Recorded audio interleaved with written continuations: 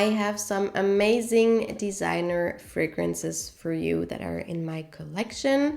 One celebrity perfume. Some of them I have had for a longer period of time, and I can definitely tell you I love them. Some of them are newer, some of them I just tried once and I'm not too sure about them, but I would say let's start with the first one, which is Devotion.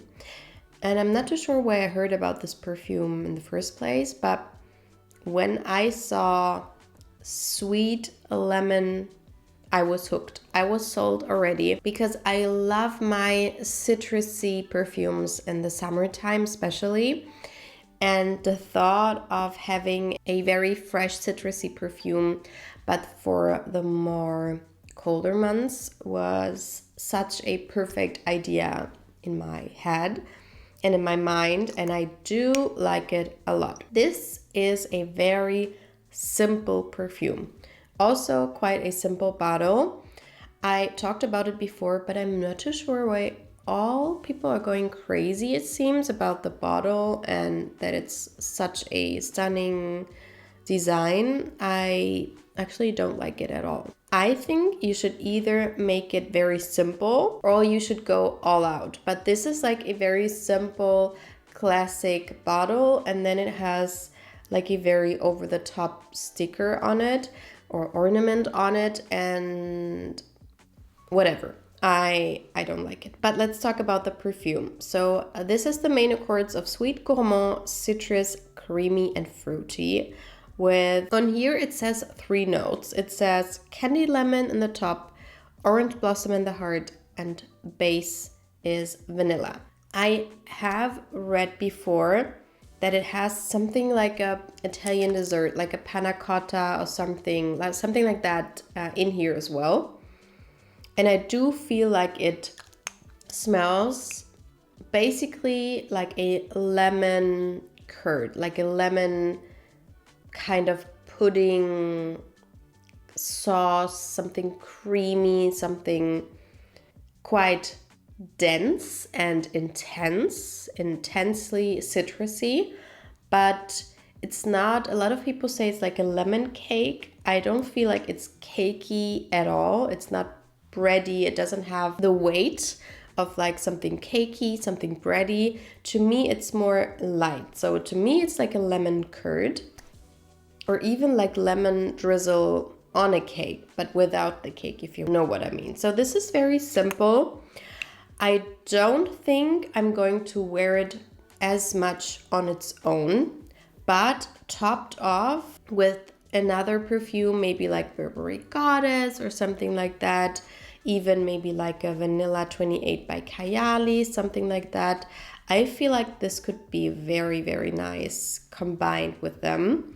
On its own, as I said, it is quite simple, and I do have other perfumes like it in my collection that are just a little bit more complex, that I do wear on their own. But I don't know, let's see, it's very new. I do like it a lot and I'm happy about it. Especially happy about a perfume like that in the designer perfume world, because all of the other ones I have are niche perfumes. The next one is super new to my collection. I just tested it out on my skin one time, and that one is Bye Bye Blues by Juicy Couture.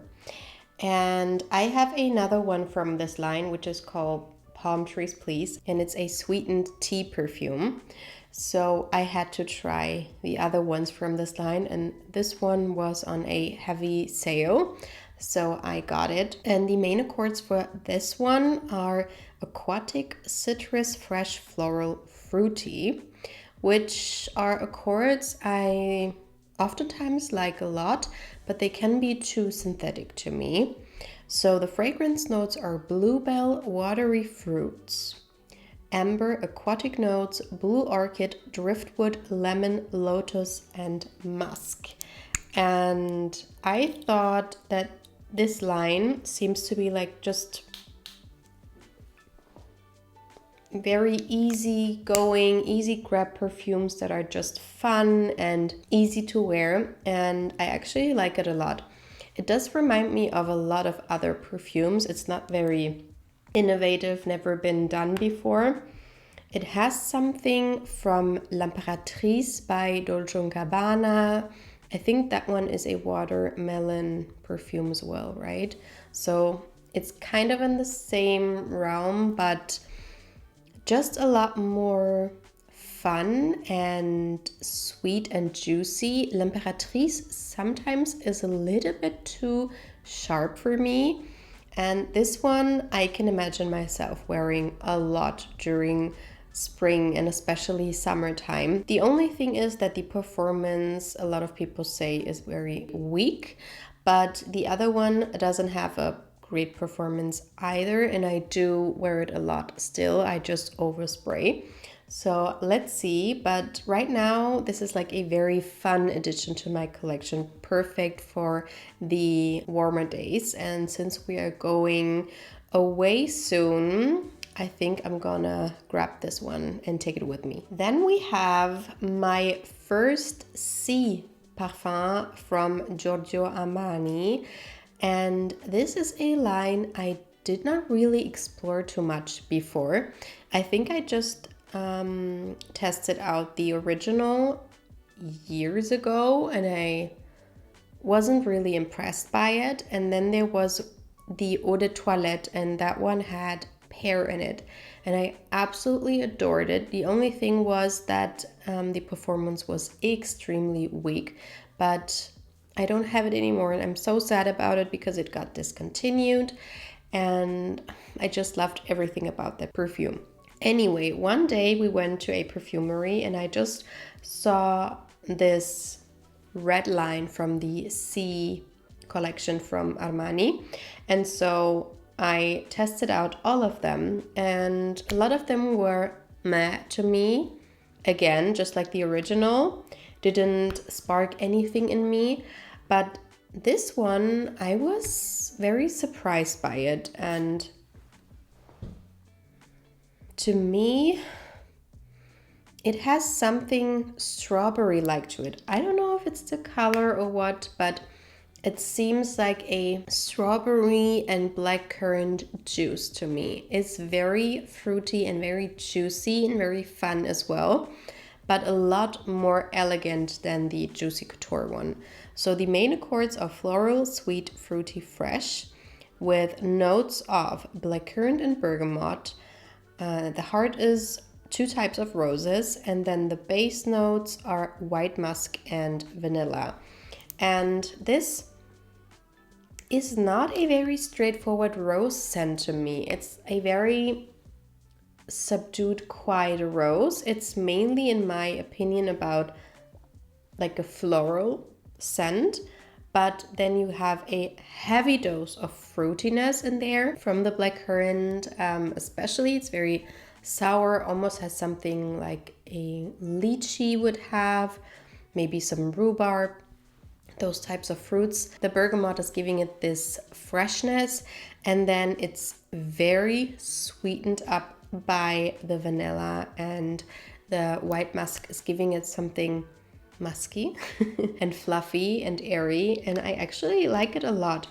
And I think the rose is making it just a touch more mature and not as juvenile as it could be, which is why I love it. I love the bottle as well, and I'm so excited to wear it. Also, I think this could be something all year round because it's not screaming summertime, if you know what I mean. It has some depth because of the florals. So I think I'm going to wear it in the next couple of months and let you know how I like it. But as of right now, I like it a lot. The next one is another very new one to my collection. I only tested it out on my skin one time, but I did smell it on my friend and I loved it on her. On her, it smelled like Black Tie by Celine. And when I first smelled it on her, I was very confused because I was quite sure that she did not know about Black Tie, and she did not. And so I asked her what she had on, and she said Alive by Hugo Boss. It's called Boss Alive. And the only thing is, I asked her what it was, but then I saw that they have so many lives in their collection. So it could have been the eau de toilette, the eau de parfum, or something completely different. I'm not too sure. But I smelled all of them in the store. None of them smelled like when she wore it. So it must be her chemistry. But this one was the most alike. So I think it was this one. And I do like the DNA. It's interesting because it has something mass appealing, something designer. But then on the other side, it's like nothing I have in my designer perfume collection. So this is a sweet, fruity, floral, woody, creamy scent with notes of apple, blackcurrant, cinnamon, and plum. Yummy. Then the heart is bourbon, vanilla, jasmine, and thyme. And then the base notes are sandalwood, Chinese cedar, golden wood, and olive wood. And when I read the notes for the first time, I was very intrigued because olive wood sounds so good. Also, I love apple perfumes. I love blackcurrant perfumes, and I certainly love plum perfumes. So I was very intrigued, and it is quite creamy. Also, when I first read the notes, I was a little bit hesitant because they read like they could be something very designerish, like fruity, floral, sweet, with some weird note in the base that makes it very off-smelling. But it's not. It's first of all on my skin, very creamy. Yeah, it's very creamy. It's like creamy vanilla. You have something powdery in there as well.